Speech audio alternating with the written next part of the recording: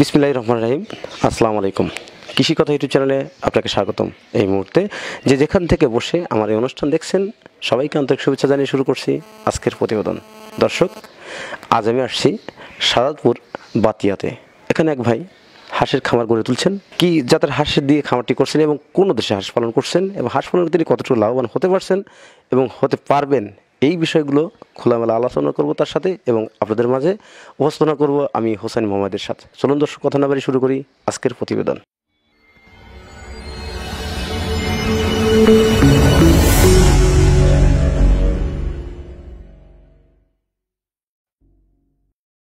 আসসালামু আলাইকুম। ওয়ালাইকুম আসসালাম। কেমন আছেন ভাই? আলহামদুলিল্লাহ ভালো। আপনি কেমন আছেন ভাই? আলহামদুলিল্লাহ, খুব ভালো লাগছে। আপনার নাম কি? আর নাম মোহাম্মদ শাকিল আহমেদ। শাকিল আহমেদ। আপনার গ্রামের বাড়িটা কোথায়? বাতিয়াতে। বাতিয়াতে। এটা কোন থানার ভিতরে অবস্থিত? এটা সাদাতপুর থানা। সাদাতপুর থানা। হাঁস পালন করার অভিজ্ঞতা কতদিনের আপনার? এই 6-7 মাস হলো। 7 মাস। আপনি এই হাঁস পালনে কেন আসলেন? পূর্বে আরও তো কত খামার আছে, এই খাবার বাদ দিয়ে আপনি কেন হাঁসে আসলেন? আমি হাঁসে আসলাম, আমি চেষ্টা করে দেখছি আসলে হাঁসে কতটুকু লাভ এবং লস, এই জন্য হাঁসে আছি। পূর্বে আপনি অন্য কোনো খামারের সাথে জড়িত ছিলেন? জি, গরুতে ছিলাম, মুরগিতে ছিলাম। আচ্ছা, মুরগি এবং গরু এ দুটোতে কি পরিমাণ লাভ অংশ, সেটার উপর ডিপেন্ড করে আপনি কেন হাঁসেতে আসলেন? আমি দেখতেছি যে আসলে সব ব্যবসায় করবো, যে কোনটা তো বেশ লাভ আর কোনটা তো কম হয়, সেজন্য আচ্ছা, করেছি। গরুর খামার করে আপনি কি পরিমাণ লাভ না লসের সম্মুখীন আছেন? গরুতে ইনশাল্লাহ মোটামুটি এবার বাজার মোটামুটি ঢাকাতে ভালো ছিল, এবার ইনশাল্লাহ কিছুটুকু আয় হয়েছে। আচ্ছা, এই যে পোলট্রিতে ছিলেন, পোলট্রিতে আর কি পরিমাণ লাভ না লসে আসেন? পোলট্রিতে এখন পোলট্রি যে খাবার ছিল, খাবারের দাম অনেক বেশি, আর মুরগির বা সেরকম বাজার নেই, পোলট্রির সেরকম বাজার নেই। মনে করেন যে এটা লসের খাতারই পড়ে যায় আর কি। আচ্ছা, পোলট্রি যে পালন করতেন ওটা আপনি ডিমের জন্য পালন করতেন না মাংসের জন্য পালন করতেন? ওটা মাংসের জন্য পালন করতাম। কি পোলট্রি দিয়ে খামার করছিলেন আপনি? সোনালি, ব্রয়লার। একটা সেট করতে কি পরিমাণ ব্যয় হতো? একটা সেটটা করতে প্রায় আপনার 2000, যদি সোনালি পালতাম প্রায় আর 2-2.5 লাখ 3 লাখ টাকা। জি। তারপরে এই 3 লাখ টাকা খরচ করে আপনি কি পরিমাণ লাভের সম্মুখীন হতেন? ওটা হলো মানে পালার সাথে ডিপেন্ড করে, মানে যতদিন পালবো তত খরচ বেশি। যদি বাজার ভালো থাকে তাহলে মনে করেন যে কিছুটুকু লাভ আয় হয়। সেটার তুলনায় হাঁস পালন করে কি একটু বেশি লাভ হওয়ার সম্ভাবনা আছে? থাকতে পারে, কারণ কেবল ইনশাল্লাহ শুরু করছি, এটা বুঝতে অবশ্য সময় লাগবে, সেই জন্য। আচ্ছা, লেখাপড়া করছেন কত দূর আপনার? লেখাপড়া পড়ছি ক্লাস 6 পর্যন্ত। ভাইয়া, লেখাপড়া করেন নাই কেন?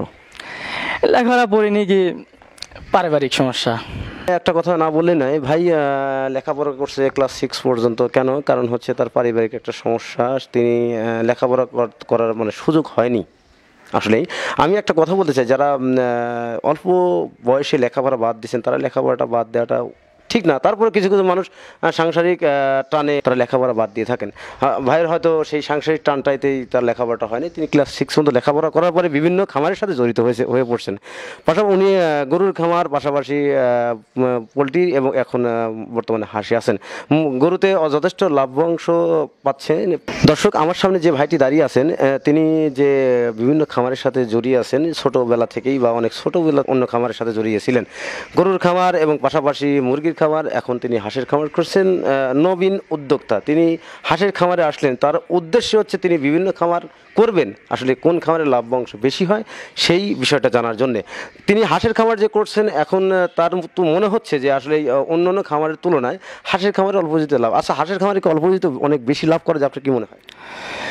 করা যায়, যদি মানে সেটা প্রোডাকশনের সাথে ডিপেন্ড করে। আপনি তো পূর্বে গরু এবং মুরগির খামার করছেন মাংসের জন্য, আবার গরু মোটাজাতকরণের কাজ করছেন এবং এখন মূলত হাঁসের খামারে আসছেন। হাঁসের ডিমের জন্য করছেন না মাংসের জন্য করছেন? হাঁস ডিমের জন্য করছি। আপনি কি জাতের হাঁস দিয়ে খামারটা শুরু করছেন? এই দেশি খাকি ক্যাম্বেল হাঁস দিয়ে আর কি। আপনার এই 6 মাসে কি হাঁস পালন করতে গেলে আপনার কোনো প্রশিক্ষণ নেওয়া ছিল? জি না, প্রশিক্ষণ ছিল না।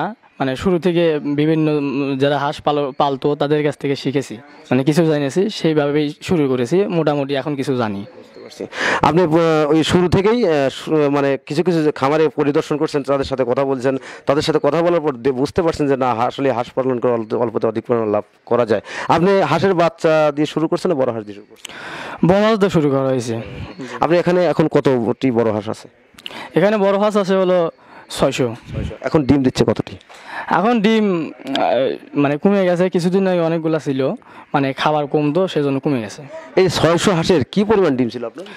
450, হাইস্ট 500, 470টা ছিল। 470 সর্বোচ্চ। প্রিয় দর্শক, ওনার এখানে 600 প্লাস হাঁস ছিল। এখন পূর্বেতে তিনি 400 প্লাস বা 500 মতো ডিম পাইছেন। এখন তার ডিমটা কমে যাওয়ার কারণটা আছে, সে কারণটা আমরা জানবো। আচ্ছা, হাঁসের ডিমটা কমে গেছে, এর কারণটা কি? এর কারণটা তাকে খাবার মেপে দিচ্ছি প্লাস কম দিচ্ছি। খাবার এতদিন মানে চয় ছিল, সেখানে খাবার পর্যাপ্ত পরিমাণ খাবার ছিল, খেয়েছে, ডিম পেরেছে। এখন চয় খাবার নাই, বর্ষার জন্য খাবার কমে গেছে। আপনি এইখানে যে হাঁসগুলো পালেন বা 600 প্লাস হাঁস পালেন, তা মোটামুটি এখন খাবারের জন্য এখন ডিমটা সংকটে চলে আসছে বা কমে গেছে। এই খাবারের জন্য কমছে বা ডিম এখন এই 600 হাঁসের কি পরিমাণ ডিম আছে আর কি? এই 600 হাঁসের এখন ডিম মোটামুটি 2-3 খাসি মনে করেন পারতেছে এই 3-4 দিন ধরে। 100 হবে। আপনি যে এইখানে যে 500 হাঁসের 600 হাঁস থেকে 500-এর মতো ডিম পাইতেন, এখন যে হঠাৎ করে 100 ডিম চলে আসছে, আপনার কি লস হচ্ছে না? এখন লস তো হবে, এখন ডিম কমটা ভাই, যখন বাড়বে তখন আবার লাভ পরিমাণ হবে ইনশাল্লাহ। হাঁসের কি কি খাবার দিয়ে থাকেন আপনারা? গুঁড়া, ধানের গুঁড়া কিংবা ধান, হাঁসের ফিট আছে, ভুট্টা, এগুলা। আমি তো জানি হাঁসের প্রধান খাবার শামুক বা অন্যান্য খাবারও দিয়ে থাকে, আপনারা এতে কি মনে করেন আর কি? সেগুলোও দেওয়া হয়, ওগুলো অনলি মনে করেন আমরা মানে ওদের সবসময় সারা বছর একভাবে পাওয়া যায় না। এতদিন ধান কাটার পরে মানে আমরা বাইরে নিয়ে গেছিলাম, সেখানে পর্যাপ্ত পরিমাণ শামুক ছিল, সেখান থেকে কিছুদিন আগে নিয়ে আসছি। এখন শামুকের মানে শামুক আনার অর্ডার দেওয়া হয়েছে, মানে খামার যে কোনো মুহূর্তে খামারে আসবে, আসলে গাড়ি ইনশাল্লাহ খাওয়াবো, দেখি আল্লাহ তাআলা কি করেন। আপনি যে এখনো খাবার কমে যাওয়ার কারণটা কি? এখন খাবার কমে দেওয়ার কারণ হচ্ছে মানে ডিম এতদিন বেশি ছিল, আসলে দেখতে চাইছি যে মানে খাবার কিছুটুকু করে কমে দিয়ে দেখি যে না ডিম স্বাভাবিক থাকে নাকি কমে যায়, সেজন্য মনে করেন খাবার অল্প করে দেওয়া হচ্ছে। প্রিয় দর্শক, ভাই একটা জিনিস খেয়াল করছে, আসলে হাঁস পর্যাপ্ত পরিমাণ খায়, এই পর্যাপ্ত পরিমাণের তুলনায় একটু স্বাভাবিক একটু কমায় দেখতে চাইছে, ডিমটা স্বাভাবিক থাকবে না। আসলে ডিম স্বাভাবিক থাকবে না, হাঁসের খাবারটা যত কমায় দেবেন আপনি ততই ডিমটা কমে যাবে। তাই হাঁসের পর্যাপ্ত খাবার দিতে হবে। হাঁসের প্রাকৃতিক খাবার শামুক, সেই শামুকটা যদি আপনারা সংগ্রহ করে খাওয়ান তাহলে অবশ্যই আপনাদের ডিম পর্যাপ্ত পরিমাণ দেবে, এটা আমার বিশ্বাস। বা শুধু আমার কথা না, আপনি প্রাণী সম্পদ অধিদপ্তরে যান, সেখানে তাদের সাথে কথা বলেন, তারাও বলবে হ্যাঁ, হাঁসের প্রাকৃতিক খাবার শামুক খাওয়ালে অবশ্যই ডিম বৃদ্ধি পায়। ওনারা এখানে যে শেডটা করছে, শেডটা করতে কী পরিমাণ ব্যয় হয়েছে সেই বিষয়টা জানবো। ভাই, আপনি যে শেডটা করছেন, এই শেডটা করতে আপনি কী পরিমাণ খরচ হয়েছে? প্রায় 3 কিংবা 3.5 লাখ টাকা খরচ হয়েছে। আপনি কি মনে করেন, আপনার ভবিষ্যৎ পরিকল্পনা কি আছে? ভবিষ্যৎ পরিকল্পনা যে এই হাঁস মুরগি গরু দিয়ে ইনশাল্লাহ আগামী দিনের উদ্বোধন, মানে এটাই আর কি আমার এইসব দিয়ে চাওয়া, আল্লাহ তাআলা জানি এটা পূর্ণ করে। প্রিয় দর্শক, খামারি ভাই আমাদের একটা গুরুত্বপূর্ণ কথা বলছে, আসলে পোলট্রিতে একটা লস প্রজেক্ট, কোনো যদি মাংসের চাহিদা থাকে বা মাংসের দাম বৃদ্ধি থাকে, তাহলে আপনি পোলট্রিতে খামার করে আপনি লাভবান হতে পারবেন।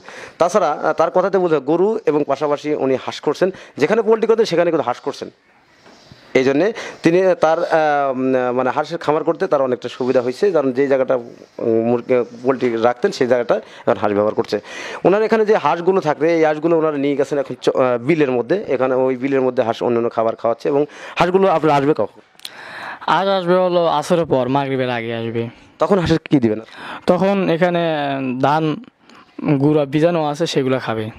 প্রিয় দর্শক, হাঁসের জন্য প্রধান খাবার শামুক, শামুকটা যদি সংগ্রহ করেন তাহলে আমাদের সাথে যোগাযোগ করুন। আর ভাই বললেন যে হাঁসের যে শামুকটা, এই শামুকটা যদি আপনারা খাওয়ান তাহলে অবশ্যই আপনার হাঁসের 95% ডিম আসা সম্ভব এবং হাঁস পালনকে আপনার স্বাবলম্বী হতে পারবেন।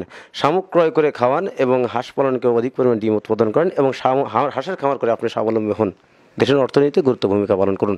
আজ এ পর্যন্তই, দেখা হবে পরবর্তী ভিডিওতে। ততদিনে ভালো থাকেন, সুস্থ থাকেন, আল্লাহ হাফেজ।